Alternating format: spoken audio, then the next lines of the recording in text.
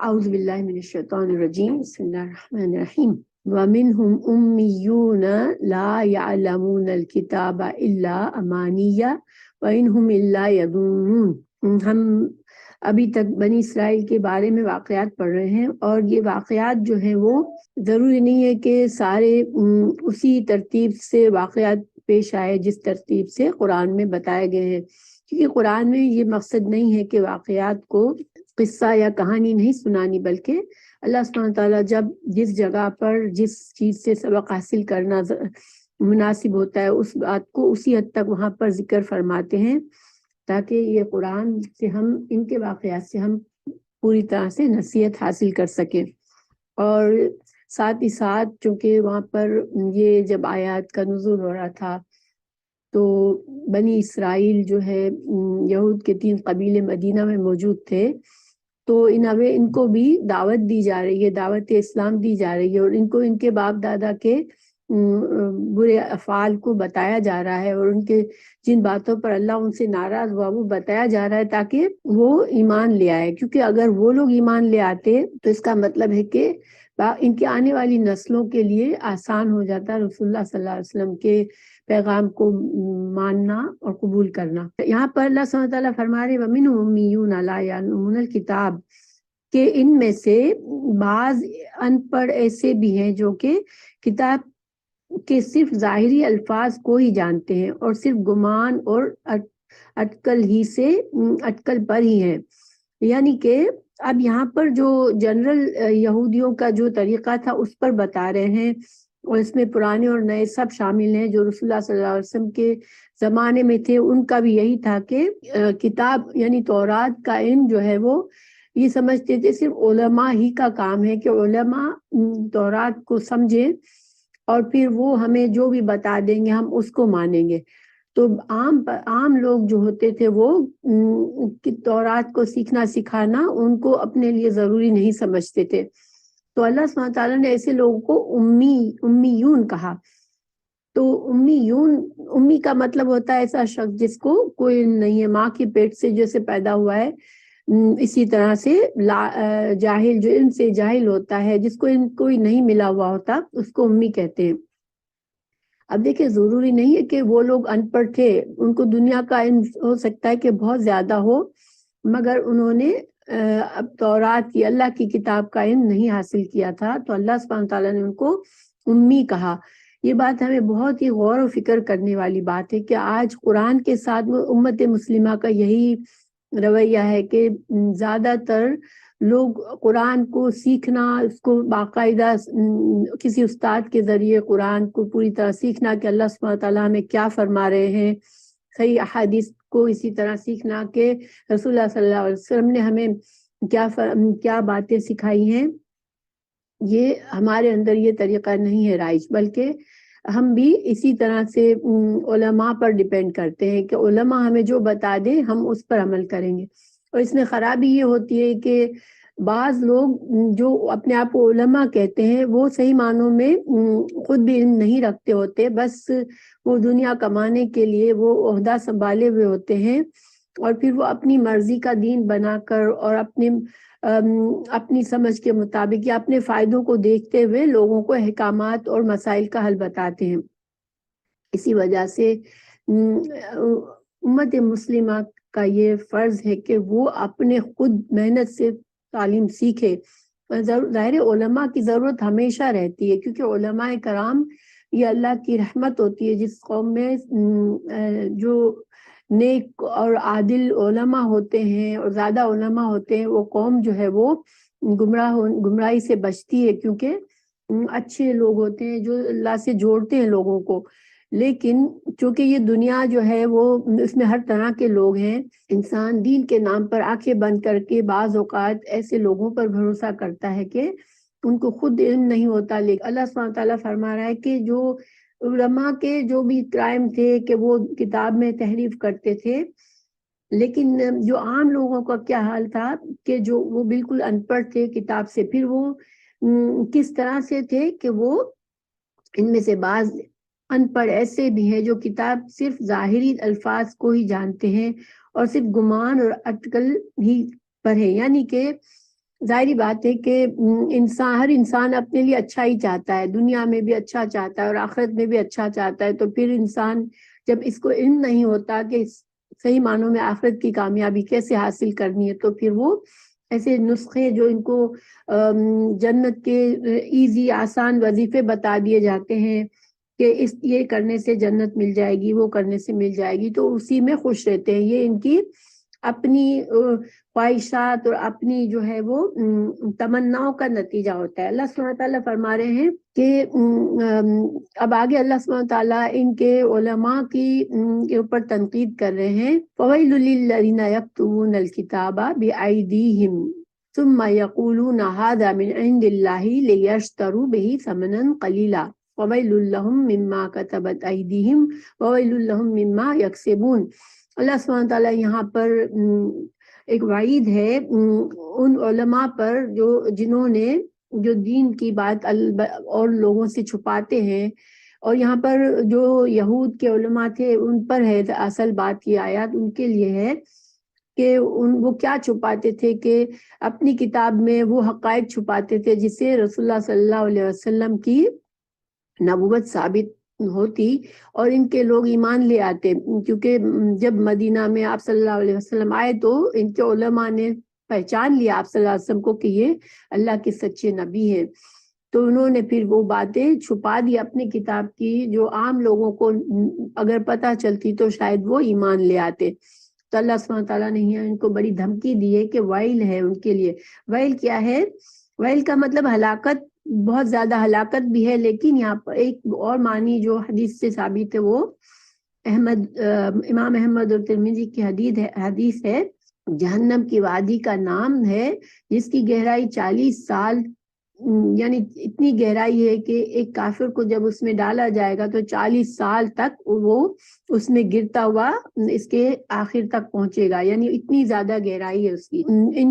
چونکہ ان کا جرم بھی بہت بڑا ہے، یہ اللہ کی کتاب کا علم رکھتے ہوئے حق کو چھپا رہے ہیں، تو پھر ان کا اتنا بڑا ان کے لیے سزا بھی ہے. پھر دوسرا یہ لوگ ایسے یہ کرتے ہیں کہ وہ اپنے ہاتھ سے کتاب میں باتیں لکھتے ہیں اور پھر کہتے ہیں کہ یہ اللہ کی طرف سے ہے، اور ان کا مقصد صرف یہ ہوتا ہے کہ اس سے دنیا کے فائدے حاصل کرے، لوگوں سے پیسہ لے کر ان کی مرضی کے فتوے ان کو دے. تو اللہ سبحانہ تعالیٰ فرما رہے ہیں کہ ان کے ہاتھوں کی لکھائی کو اور ان کی کمائی کو ہلاکت اور افسوس ہے. تو یہ ظاہری بات ہے کہ جس قدر یہ بڑا جرم ہے اس قدر بڑی اس کی سزا کے لیے اللہ سبحانہ تعالیٰ نے یہاں پر خبر دی ہے. پھر یہ ان کے عقیدہ جس کی وجہ سے وہ اتنے گمراہی میں گرے ہوئے تھے، ان کا عقیدہ کیا تھا؟ وَقَالُوا لَن تَمَسَّنَا النَّارُ إِلَّا أَيَّامًا مَّعْدُودَةً قُلْ أَتَّخَذْتُمْ عِندَ اللَّهِ عَهْدًا فَلَن يُخْلِفَ اللَّهُ عَهْدَهُ أَمْ تَقُولُونَ عَلَى اللَّهِ مَا لَا تَعْلَمُونَ. تو یہ کہتے ہیں کہ ہم تو صرف چند روز جہنم میں رہیں گے. ان سے کہو کہ کیا، اللہ سبحانہ تعالیٰ فرما رہے ہیں، ان سے کہو کہ کیا تمہارے پاس اللہ تعالیٰ کا کوئی لکھا ہوا پروانہ ہے؟ اللہ نے تم کو لکھ کر یہ بات دے دی ہے کہ تم کو صرف چند روز کے لیے جہنم میں جانا ہوگا؟ اللہ تعالیٰ فرما رہے ہیں کہ اگر ہے تمہارے پاس ایسا کوئی ثبوت تو یقیناً اللہ تعالیٰ اپنے وعدے کا خلاف نہیں کرے گا، لیکن ہرگز تمہارے پاس ایسی کوئی چیز نہیں ہے، بلکہ تم تو اللہ کے ذمہ وہ باتیں لگاتے ہو جنہیں تم نہیں جانتے ہو. تو یہ عام لوگوں کا بھی عقیدہ یہی تھا، چونکہ علماء نے ان کے دلوں میں بھی یہ بات ڈالی تھی کہ چند روز کی بات ہے، تم کو اگر جہنم میں ڈالے بھی گئے تو صرف چند روز کے لیے. اس کے بارے میں مختلف اقوال ہیں. ایک قول ان کا یہ تھا کہ چونکہ انسان کی زندگی دنیا پر جو ہے وہ 7,000 سال تک، یعنی انسان کی نسل جو ہے وہ 7,000 سال تک رہے گی، پھر قیامت آ جائے گی، تو پھر ہر 1,000 سال کے بدلے ہم کو ایک دن جہنم میں گزارنا پڑے گا. اور پھر ایک اور بات یہ کہتے تھے کہ 7 دن جہنم میں رہیں گے، اور کچھ کہتے تھے کہ 40 دن ہم نے بچڑے کی عبادت کی ہے تو 40 دن جہنم میں رہیں گے. یعنی اس طرح کی باتوں پر یہ یقین رکھتے تھے. لیکن سوال یہ پیدا ہوتا ہے کہ پہلی بات تو یہ کہ یہ ساری ان کے دماغ کی پیداوار تھی، ورنہ جتنے بڑے بڑے کرائم انہوں نے کیے ہیں تو پھر اللہ سبحانہ تعالیٰ بار بار ان کو وعید دے رہا ہے جہنم کی، ویل کی، تو پھر وہ اس طرح سے کیسے کہہ سکتے ہیں؟ اوپر سے دیکھیں جہنم ایک ایسی جگہ ہے، اتنی بری جگہ ہے کہ اس کا ایک صرف ہوا کا جھونکے کی طرح بھی اس کا اگر جھونکا لگے گا تو انسان تڑپ جائے گا۔ جب مجرموں کو جہنم کا صرف دور سے ایک جھونکا آئے گا تو بھی وہ بالکل بے حال ہو جائے گا۔ تو جہنم سے اللہ سبحانہ تعالیٰ ہمیں ایک لمحے کے لیے بھی بچائے۔ اور ایسے مسلمان بھی اس طرح کی سوچ رکھنے والے ہوتے ہیں کہ ہم جو ہے وہ امت مسلمہ ہیں، تو ہمارا بھی یہی ہے کہ اگر تو سزا ملی تو کچھ عرصے تک ملے گی، یا پھر ہمارے لیے ہمیں تو شفاعت ہو جائے گی ہمارے لیے۔ مگر یہ جو ساری باتیں انسان اپنے دل سے نہیں بنا سکتا یہ چیزیں۔ اللہ تعالیٰ فرما رہا ہے بلا من کسب سیئۃ وحاطت بہ خطیئتہ فاولئک اصحاب النار هم فیہا خالدون۔ اللہ سبحانہ تعالیٰ فرما رہے ہیں کہ تمہیں کیوں عذاب نہیں ملے گا، یقیناً جس نے بھی برے کام کیے اور اس کی نافرمانیوں نے اسے گھیر لیا وہ ہمیشہ کے لیے جہنم ہی ہوگا۔ اللہ تعالیٰ نے ان کے اس عقیدے کا انکار کر دیا کہ نہیں، چند روز کی بات نہیں ہے، بلکہ نافرمانی میں گر جانا کیا ہے۔ اللہ تعالیٰ فرما رہے ہیں کہ جس کی خطاؤں نے، گناہوں نے گھیر لیا، تو اس کا کیا مطلب ہے؟ تو دیکھیے گناہ کے کام، انسان جب گناہ سے گناہ کی توفیق ملتی ہے اور نیکی سے نیکی کی توفیق ملتی ہے، یہ اللہ سبحانہ تعالیٰ کا قانون ہے۔ تو جب انسان گناہ کرتا ہے پھر توبہ نہیں کرتا، پھر گناہ پر گناہ کرتا چلتا جاتا ہے، تو اللہ تعالیٰ اس کے لیے گناہ کا راستہ ہی آسان فرما دیتے ہیں۔ اور جو شخص جو ہے وہ ہدایت پر چلنا چاہتا ہے، نیکیوں کی کثرت کرتا ہے، غلطی ہوئی تو توبہ کرتا ہے، تو اللہ سبحانہ تعالیٰ اس کے لیے نیکی پر چلنا آسان کر دیتا ہے۔ یہ ہمیں دلائل بہت سے ملتے ہیں قرآن میں۔ سورہ اللیل آیت 8، 9، 10 میں اللہ تعالیٰ نے فرمایا جو اللہ کے حکم سے بے پرواہی کرے گا ہم اس کے لیے نافرمانی کا راستہ آسان کر دیں گے۔ یعنی جس نے پرواہی نہیں کی کہ مجھے اس دنیا میں مجھے اللہ کا فرمانبردار بن کر رہنا ہے، اپنی مرضی کی جس نے زندگی گزارنی ہے، جس نے گناہ پر گناہ کرنے، تو اللہ تعالیٰ اس کے لیے پھر گناہ کرنا آسان کر دے گا۔ اسی طرح حدیث میں ہے، بخاری کی حدیث ہے، اس کا مفہوم یہ ہے کہ جو اہل سعادت ہیں اللہ ان کو سعادت والے اعمال کی توفیق دیتا ہے۔ یعنی کہ جو نیک لوگ ہیں، اللہ تعالیٰ جو نیکی کی کوشش کرتے رہتے ہیں، تو پھر اللہ تعالیٰ ان کو توفیق بھی دے دیتا ہے اور ان سے نیک کام کرواتا ہے۔ اور اسی طرح جو برے اعمال، جو بدبخت ہے، جو برے اعمال جس کو پسند آتے ہیں، تو اس کے لیے اللہ تعالیٰ برے اعمال ہی کو آسان کر دے گا۔ تو اللہ سبحانہ تعالیٰ محفوظ رکھے۔ یہ ایک سزا ہے کہ انسان جس چیز سے محبت ہوتی ہے، جو چیز اس کے دل پر اثر کر رہی ہوتی ہے یا اس کے دل کو قابو کیے ہوئے، اللہ سبحانہ تعالیٰ اس کو اسی کے حوالے کر دیتا ہے۔ تو اللہ تعالیٰ سے دعا ہے کہ اللہ ہمیں محفوظ رکھے اور اللہ سبحانہ تعالیٰ ہمیں نیکیوں کو پسند کرنے والا بنائے۔ پھر اللہ سبحانہ تعالیٰ نے آگے فرمایا والذین آمنوا وعملوا الصالحات اولئک اصحاب الجنۃ هم فیہا خالدون۔ اللہ سبحانہ تعالیٰ نے اپنا قانون بتا دیا یہاں پر کہ جنت اور جہنم کا کیا قانون ہے اللہ کا، کہ جو ایمان لے آئے اور جو نیک اعمال کرے تو وہ جنت میں جائے گا اور ہمیشہ وہاں رہے گا۔ جس نے یعنی کہ اوپر بتا دیا کہ جس نے برے کام کیے اور اپنی برائیوں میں گر گیا تو وہ جہنم میں جائے گا۔ تو گویا کہ اللہ سبحانہ تعالیٰ کے نزدیک انسان کس نسل سے تعلق رکھتا ہے، کس قوم سے تعلق ہے اس کا، اس کے پاس کیا دولت ہے، اس کے پاس کیا دنیا کی نعمتیں ہیں، یہ ساری چیزیں اللہ سبحانہ تعالیٰ نہیں دیکھتا۔ اللہ سبحانہ تعالیٰ نے ہمیں پیدا کیا ہے، تو جو چیز ہمارے لیے ہے وہ کیا ہے، ہماری اپنی نیت و اخلاص اور ہمارا عمل جو ہے وہ ہمیں کام آئے گا۔ پھر اللہ سبحانہ تعالیٰ آگے ایک اور ان سے جو میثاق کا مطلب ہوتا ہے پکا وعدہ لینا، تو اللہ تعالیٰ نے ان سے جو پکا ایک وعدہ لیا اس کے بارے میں ہمیں بتا رہے ہیں وَإِذْ أَخَذْنَا مِيثَاقَ بَنِي إِسْرَائِيلَ لَا تَعْبُدُونَ إِلَّا اللَّهَ وَبِالْوَالِدَيْنِ إِحْسَانًا وَبِذِي الْقُرْبَى وَالْيَتَامَى وَالْمَسَاكِينِ وَقُولُوا لِلنَّاسِ حُسْنًا وَأَقِيمُوا الصَّلَاةَ وَآتُوا الزَّكَاةَ ثُمَّ تَوَلَّيْتُمْ إِلَّا قَلِيلًا مِنْكُمْ وَأَنْتُمْ مُعْرِضُونَ۔ اللہ سبحانہ تعالیٰ فرما رہے ہیں کہ یاد کرو بنی اسرائیل جب تم سے وعدہ لیا گیا تھا کہ تم اللہ تعالیٰ کے سوا دوسرے کی عبادت نہ کرو گے اور ماں باپ کے ساتھ اچھا سلوک کرو گے اور اسی طرح قرابت داروں یتیموں مسکینوں کے ساتھ اور لوگوں سے اچھا سلوک کرو گے اور اچھی بات کرو گے لوگوں سے نماز قائم کرو گے اور زکوٰۃ ادا کرو گے اور نماز اور زکوٰۃ کا یہ حکم بنی اسرائیل کا ہے تو گویا کہ ان کے لیے بھی یہ عبادتیں فرض تھی پھر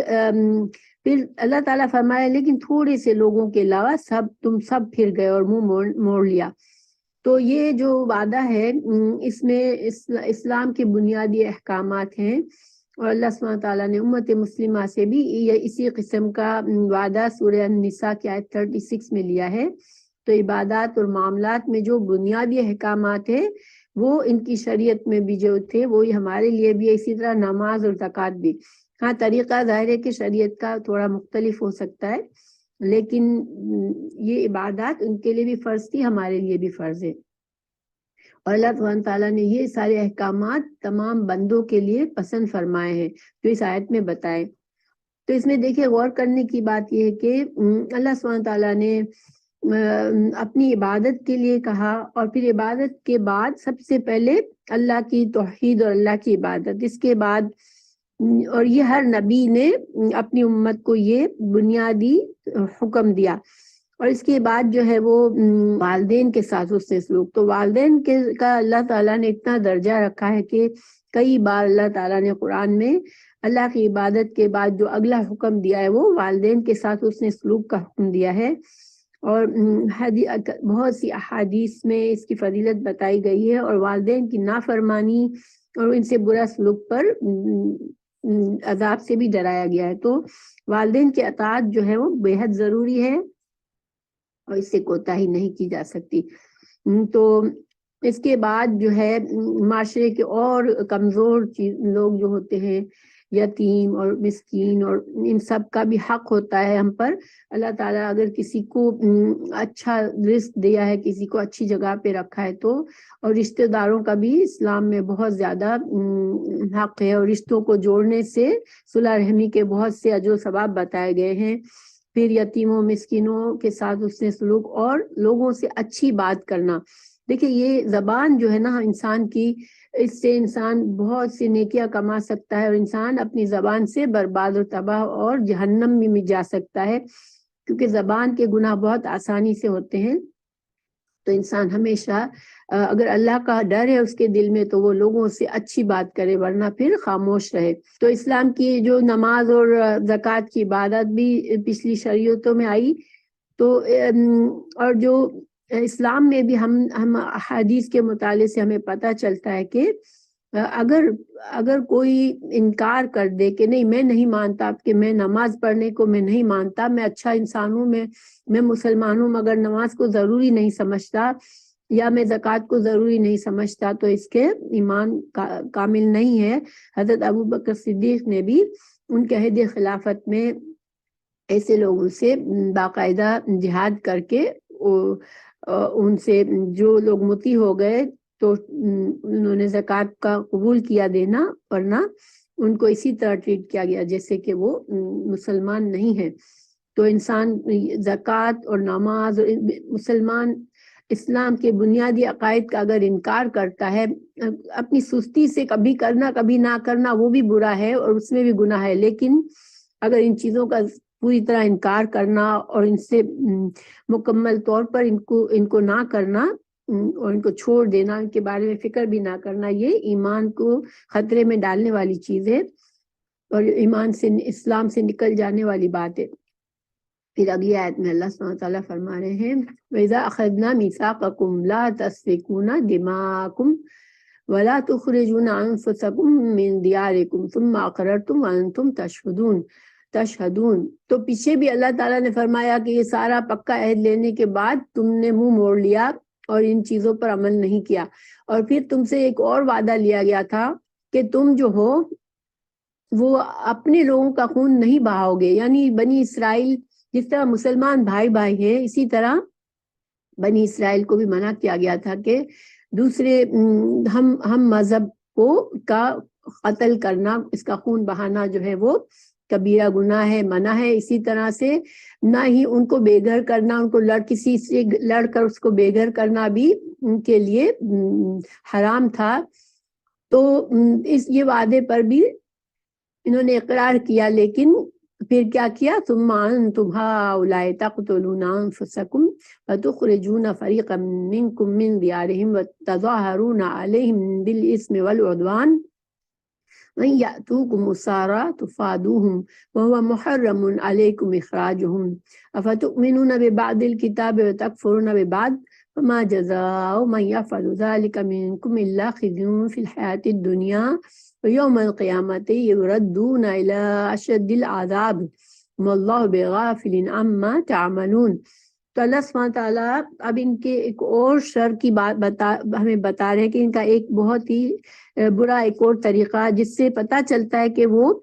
اللہ کی کتاب کے کسی حکم کو مانتے تھے، کسی کو نہیں مانتے تھے۔ تو اللہ تعالیٰ فرما رہا ہے کہ جب تم سے وعدہ لیا گیا، پکا وعدہ، کہ تم آپس میں ایک دوسرے کو قتل نہیں کرو گے اور نہ ہی جلا وطن کرو گے، اور تم نے اقرار کیا تھا اور تم شاہد تھے، پھر تم نے کیا کیا کہ تم نے آپس میں قتل کیا اور آپس میں ایک فرقے کو جلا وطن بھی کیا، اور گناہ اور زیادتی کے کاموں میں ان کے خلاف دوسرے کی طرفداری کی۔ ہاں، تم وہ قیدی، جب وہ قیدی ہو کر تمہارے پاس آئے تو تم نے ان کے فدیے دیے، لیکن ان کا نکالنا، ان کا گھروں سے نکالنا ہی تم پر حرام تھا، اس کا کچھ خیال نہ کیا تم نے۔ کیا بعض احکام پر ایمان رکھتے ہو اور بعض کے ساتھ کفر کرتے ہو؟ تم میں سے جو بھی ایسا کرے اس کی سزا اس کے سوا کیا ہو کہ دنیا میں رسوائی اور قیامت کے دن سخت عذاب کی مار، اور اللہ تعالیٰ تمہارے اعمال سے بے خبر نہیں ہے۔ یہ جو آیت ہے اس کا بیک گراؤنڈ جب مدینہ کا ہے، کہ مدینہ میں جو 3 قبیلے تھے یہودیوں کے، ان کے نام تھے بنو قینقاع، بنو نذیر اور بنو قریظہ۔ تو اور ساتھ ہی ساتھ مشرکین کے 2 قبیلے رہتے تھے۔ رسول اللہ صلی اللہ علیہ وسلم کی ہجرت سے پہلے کی بات کر رہی ہوں میں، کہ اس وقت 2 قبیلے اوس اور خزرج تھے جو کہ مشرک تھے، اور 3 قبیلے یہود کے تھے۔ کیونکہ قبائلی سسٹم تھا، کوئی سینٹرل گورنمنٹ تو نہیں ہوتی تھی، تو ہر قبیلہ اپنے لیے ایک حلیف بنا لیتا تھا، اور جب یہ حلیف بن جاتے تھے ایک دوسرے کے تو پھر ایک دوسرے کی مدد کرتے تھے جنگ میں، اگر کوئی خطرہ ہوتا تھا تو اپنے حلیف سے مدد لیتے تھے۔ تو جو یہودی تھے 3 قبیلے، بنو قریظہ جو تھے وہ اوس کے حلیف، اور بنو قینقاع اور بنو نذیر جو تھے وہ خزرج کے حلیف تھے۔ اب اوس اور خزرج میں جنگ ہوتی رہتی تھی، یہ 2 قبیلے قریش کے جو بعد میں مسلمان ہو گئے، لیکن اسلام سے پہلے ان میں بہت زیادہ جنگیں ہوتی تھی، اور یہ یہودی بھی ان میں بھی کافی جنگیں ہوتی تھی۔ تو پھر جب جنگ ہوتی تھی تو وہ کیا کرتے تھے کہ اپنے ہی بھائیوں کو گھر سے بھی نکالتے تھے، ان کے گھروں کو لوٹ لیتے تھے اور ان کو قتل کرتے تھے۔ پھر جب وہ جنگی قیدی بن جاتے تھے تو پھر وہ ان کا فدیہ دیتے تھے اور کہتے تھے کہ ہماری کتاب میں لکھا ہوا ہے کہ ہم اگر کوئی یہودی کسی کا قیدی بن جائے تو اس کا فدیہ دے کے اس کو چھڑاؤ۔ تو گویا کہ وہ اپنی مرضی سے، حالانکہ ان کی کتاب میں یہ بھی لکھا ہوا تھا کہ تم اپنے بھائی سے جنگ نہیں کرو گے اور اپنے یہودی بھائی کو اس کے گھر سے نہیں نکالو گے، تو یہ 2 کام تو وہ آسانی سے کر لیتے تھے، اور پھر وہ فدیہ دے کر چھڑانے کا کام کر کے خود کے نیک بننے کا اعلان کرتے تھے۔ اللہ تعالیٰ نے فرمایا کہ یہ صحیح طریقہ نہیں ہے دین کا، کہ انسان اللہ کے کچھ احکامات کو مانے اور کچھ کی کھلی خلاف ورزی کرے۔ دین جو ہے پورے کا پورا انسان کو اپنی فرما برداری کا اظہار کرنا ہے، اللہ کے ہر حکم کو ماننا ہے۔ تو جو لوگ اللہ سبحانہ تعالیٰ فرما رہے کہ میں اللہ غافل نہیں ہے، جو تم یہ کر رہے ہو اس سے تم کو دنیا میں بھی رسوائی ملے گی اور ذلت ملے گی، اور آخرت میں بھی تم کو عذاب دیا جائے گا۔ اب دیکھیں یہاں پر تھوڑا سا ہم اپنے امت مسلمہ پر بھی غور کرتے ہیں کہ آج بہت سے مسلمان جو ہیں وہ جانتے بوجھ سے بہت سے اسلام کے احکامات کو چوز کرتے کہ ہم وہ ان پر عمل کرنا ضروری نہیں سمجھتے، بس ڈیسائیڈ کر لیتے ہیں کہ ہمیں یہ کام نہیں کرنا اور ہمیں یہ کام کرنا ہے۔ یہ جو ہے نا، یہ صحیح اسلام نہیں ہے، اور اللہ سبحانہ تعالیٰ کو یہ پسند نہیں، اور یہ اللہ کو بہت ناراض کرنے والی بات ہے۔ اللہ سبحانہ تعالیٰ ہمیں محفوظ رکھے اور ہمیں پوری طرح سے دین میں داخل ہونے کی توفیق عطا کرے، آمین۔ تو پھر اللہ سبحانہ تعالیٰ نے آگے فرمایا اولئک الذین اشتروا الحیات الدنیا بالآخرہ، کہ جو انسان جو قوم جو خود کو اللہ کی فرما بردار کہتی ہو اور پھر وہ اس طرح کے کام کرے کہ وہ اپنی دنیا کے فائدے کے لیے کچھ احکامات کو مانے اور کچھ کو چھوڑ دے، تو پھر اللہ سبحانہ تعالیٰ فرما رہے ہیں کہ ان کے لیے عذاب ہے اور ان کو مدد نہیں کی جائے گی۔ یہ سخت وعید ہے، اللہ سبحانہ تعالیٰ محفوظ رکھے کہ انسان جانتے بوجھتے ہوئے بھی اللہ سبحانہ تعالیٰ کے کچھ احکامات مانے اور کچھ کو چھوڑ دے۔ پھر اللہ سبحانہ تعالیٰ مزید بتا رہے ہیں وَلَقَدْ آتَيْنَا مُوسَى الْكِتَابَ وَقَفَّيْنَا مِن بَعْدِهِ بِالرُّسُلِ وَآتَيْنَا عِيسَى ابْنَ مَرْيَمَ الْبَيِّنَاتِ وَأَيَّدْنَاهُ بِرُوحِ الْقُدُسِ فَكُلَّمَا جَاءَكُمْ رَسُولٌ بِمَا لَا تَهْوَىٰ أَنفُسُكُمُ اسْتَكْبَرْتُمْ فَفَرِيقًا كَذَّبْتُمْ وَفَرِيقًا تَقْتُلُونَ۔ اللہ سبحانہ تعالیٰ فرما رہے ہیں کہ اللہ تعالیٰ نے حضرت موسیٰ علیہ السلام کو اللہ تعالیٰ نے تورات دی اور ان کے بعد کئی رسول پے در پہ بھیجے، اور حضرت عیسیٰ علیہ السلام کو بھی آخری عیسیٰ علیہ السلام بنی اسرائیل کے آخری نبی تھے، تو ان کو بھی بہت سے معجزات دیے، اور روح القدس یہاں پر حضرت جبرائیل ہیں، تو حضرت جبرائیل علیہ السلام کے ذریعے حضرت عیسیٰ علیہ السلام کو بہت سے معجزات دیے، اور حضرت عیسیٰ علیہ السلام جو تھے وہ مردوں کو زندہ کرتے تھے اور بیماروں کو شفا دیتے تھے، اندھے کو پیدائشی اندھے کو آنکھیں آ جاتی تھی، یہ سب کچھ اللہ کے اذن سے ہوتا تھا۔ اور اللہ سبحانہ تعالیٰ کے جو روح القدس جو جبرائیل علیہ السلام ہیں ان کی مدد بھی شامل ہوتی تھی اللہ کے اذن سے۔ تو مگر تم کیا کرتے تھے، یہ سارے انبیاء کے ساتھ تم نے کیا کیا کہ تم کو جب کوئی بات کسی نبی کی پسند نہیں آتی تھی تو تم اس کو قبول نہیں کرتے تھے، تم کسی نبی کو مانتے تھے، کسی کو جھٹلاتے تھے۔ جیسے مثال کے طور پر رسول اللہ صلی اللہ علیہ وسلم کی رسالت کو انہیں جھٹلایا، ان لوگوں نے حضرت عیسیٰ علیہ السلام کی رسالت کو جھٹلایا، اور حضرت زکریا اور یحییٰ کو قتل کیا۔ یہ تو یہ اللہ سبحانہ تعالیٰ بتا رہے کہ کس طرح کا ایمان ہے تمہارا، کہ تم جس نبی کو تم پسند کرتے ہو، جس کی جو بات دین کی پسند کرتے ہو اس پر صرف عمل کرتے ہو، ورنہ تمہیں انبیاء کو قتل کرنے سے بھی گریز نہیں ہوتی۔ اللہ تعالیٰ مزید فرما رہے ہیں وَقَالُوا قُلُوبُنَا غُلْفٌ بَل لَّعَنَهُمُ اللَّهُ بِكُفْرِهِمْ فَقَلِيلًا مَّا يُؤْمِنُونَ۔ اور جب ان سے قرآن کا نزول ہوا اور ان کو کہا گیا کہ تم قرآن کو مانو، تو انہوں نے کہا نہیں، ہمارے دل پر تو پردے ہیں، ہمارے دل جو ہے وہ آپ کی آپ صلی اللہ علیہ وسلم سے یہ کہتے تھے کہ ہمارے دل پر آپ کی تعلیمات کا کوئی اثر نہیں ہے، اور ہمارے دل تو غلاف میں ہے، اور ہمارے پاس تو اتنا علم ہے کہ ہمارے پاس ہمیں مزید علم کی ضرورت نہیں ہے۔ اللہ سبحانہ تعالیٰ نے فرمایا کہ ایسا نہیں ہے، بلکہ اللہ تعالیٰ نے ان کے گناہوں کی وجہ سے ان پر لعنت کر دی ہے، اور اللہ کی لعنت کی وجہ سے یہ اب یہ ایمان نہیں لا سکتے۔ جس بد نصیب پر اللہ سبحانہ تعالیٰ لعنت کر دے، لعنت کا مطلب ہے اللہ کی رحمت سے محرومی، تو شیطان کو بھی اللہ نے اپنی رحمت سے محروم کیا ہے، تو اس طرح کے جرائم سے ان کو بھی اللہ تعالیٰ نے یہ بتا دیا ہمیں کہ اللہ تعالیٰ نے ان کے دلوں پر لعنت کر دیے، ان کو اپنی رحمت سے دور کر دیا ہے، تو اب ان کو یہ ایمان نہیں لائیں گے۔ ایمان لانا یہ اللہ کا بہت بڑا انعام ہے، کیونکہ ایمان لا کر ہی انسان اپنے آپ کو دنیا اور آخرت میں کامیابی حاصل کرتا ہے، لیکن جس بد نصیب کے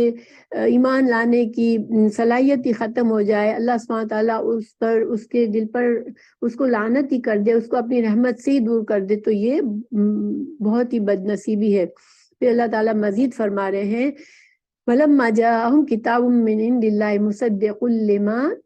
مَعَهُمْ وَكَانُوا مِن قَبْلُ يَسْتَفْتِحُونَ عَلَى الَّذِينَ كَفَرُوا فَلَمَّا جَاءَهُم مَّا عَرَفُوا كَفَرُوا بِهِ فَلَعْنَةُ اللَّهِ عَلَى الْكَافِرِينَ۔ یہ یہودی جو مدینہ میں تھے، وہ نبی صلی اللہ علیہ وسلم کے رسالت سے پہلے وہ دعا کرتے تھے اللہ سے کہ اللہ تعالیٰ جس نبی کا وعدہ تو نے کیا ہے اس کو بھیج تاکہ ہم اس کے ذریعے کامیابی حاصل کریں۔ اس کی پیروی کر کے ہم دنیا میں بڑا مقام حاصل کرے. اور وہ یہ جو مشرکین تھے ان کو بھی بڑے فخر سے کہتے تھے کہ اب ہمارے رسول آنے والے ہیں اور جب وہ آ جائیں گے تو ہم کو اللہ تم پر غلبہ دے گا. لیکن جب رسول اللہ صلی اللہ علیہ وسلم آئے اور ان کو پتا چلا کہ یہ ہماری نسل سے نہیں ہے تو پہچاننے کے باوجود بھی انکار کر دیا، ضد اور عناد اور دشمنی میں، کہ ہم تو بڑے اعلیٰ نسل ہیں، تو ہم جو ہے یہ عرب کی نسل سے جو نبی ہم ان کو کیوں مانیں، یہ تو ہمارے لیے توہین ہے. تو انہوں نے اپنی ضد اور عناد میں آپ صلی اللہ علیہ وسلم کی رسالت کو جھٹلا دیا. اللہ سبحانہ تعالیٰ فرما رہے ہیں کہ بئس ما اشتروا به انفسهم ان يكفروا بما انزل الله بغيا ان ينزل الله من فضله على من يشاء من عباده فباءوا بغضب على غضب وللكافرين عذاب مهين. اللہ سبحانہ تعالیٰ فرما رہے ہیں کتنا برا سودا کیا انہوں نے کہ انہوں نے ہدایت کے بدلے گمراہی کو خرید لیا. اور اللہ تعالیٰ نے جو نازل فرمایا، قرآن کو نازل فرمایا، رسول اللہ صلی اللہ علیہ وسلم کو بھیجا، تو اس سے صرف جانتے بوجھتے اپنی ضد میں اس کو وہ جھٹلا رہے ہیں اور انکار کر رہے ہیں. اور ان کو غصہ یہ ہے کہ اللہ تعالیٰ نے کیوں اپنی یہ رحمت اور یہ نبوت جو ہے وہ ہماری نسل کے علاوہ کسی اور کو دے دی. یہ اللہ سبحانہ تعالیٰ کے سامنے یہ ان کی بہت بڑی جرت تھی، یہ آبجیکشن ان کا کہ اللہ نے کیوں اپنے پسند سے نبی بنایا اور ہماری نسل میں سے نہیں بنایا. تو اللہ سبحانہ تعالیٰ ان پر بہت غضبناک ہوا. غضب علی غضب کا مطلب ہے بہت زیادہ غضب کے ساتھ اللہ تعالیٰ ان پر بہت غضبناک ہوا، اور ان کے لیے آخرت میں رسوا کرنے والا عذاب ہے. جو بھی تکبر کرتا ہے دنیا میں ان کو آخرت میں بھی اللہ رسوائی کا عذاب دے گا. وَإِذَا قِيلَ لَهُمْ آمِنُوا بِمَا أَنزَلَ اللَّهُ قَالُوا نُؤْمِنُ بِمَا أُنزِلَ عَلَيْنَا وَيَكْفُرُونَ بِمَا وَرَاءَهُ وَهُوَ الْحَقُّ مُصَدِّقًا لِمَا مَعَهُمْ قُلْ فَلِمَ تَقْتُلُونَ أَنْبِيَاءَ اللَّهِ مِنْ قَبْلُ إِن كُنتُم مُؤْمِنِينَ. تو ان سے جب کہا گیا کہ تم اللہ کی کتاب پر ایمان لے آؤ، اللہ نے جو نازل فرمایا اس کو قبول کرو، انہوں نے کہا نہیں، ہم کو جو بھی ہم پہلے تورات میں دے دیا گیا بس وہی ہمارے لیے کافی ہے، اس کے علاوہ ہم کسی اور کو نہیں مانیں گے. اللہ تعالیٰ نے فرمایا کہ تم تورات پر بھی کب عمل کرتے تھے؟ تم نے تو تورات کو بھی حالانکہ قرآن جو ہے وہ تورات کی تصدیق کرنے والی کتاب ہے. تورات میں جو احکامات ہے قرآن میں اللہ تعالیٰ نے اس کی تصدیق فرمائی ہے، اور تم جانتے ہو یہ. تو تم تو اگر تم تورات پر بھی صحیح عمل کرتے اور صحیح مانتے تو پھر تم اپنے انبیاء کرام کو جو تم قتل کرتے تھے وہ کیوں کرتے؟ یعنی تمہارے اندر کبھی ایمان تھا ہی نہیں. پھر اللہ تعالیٰ ان کو مثال دے رہے ہیں وَلَقَدْ جَاءَكُم مُوسَىٰ بِالْبَيِّنَاتِ ثُمَّ اتَّخَذْتُمُ الْعِجْلَ مِن بَعْدِهِ وَأَنْتُمْ ظَالِمُونَ. کہ اللہ تعالیٰ نے تو موسیٰ علیہ السلام کو بھیجا تھا معجزات دے کر، کتاب دے کر، لیکن تم نے کیا کیا کہ پھر بھی تو جو توحید کا تمہیں حکم دیا گیا اللہ کو ایک ماننے کا، تم نے اس میں خلاف ورزی کی اور شرک کیا، اور بچڑے کو جانتے بوجھتے بچڑے کو تم نے معبود بنایا، اور تم نے اتنا بڑا شرک کا ظلم کیا کہ شرک جو ہے وہ ظلم عظیم ہے. اللہ کا حق ہے کہ اس کو ایک مانا جائے، اور جو اس حق میں کمی کرتا ہے وہ بہت بڑا ظلم کرتا ہے.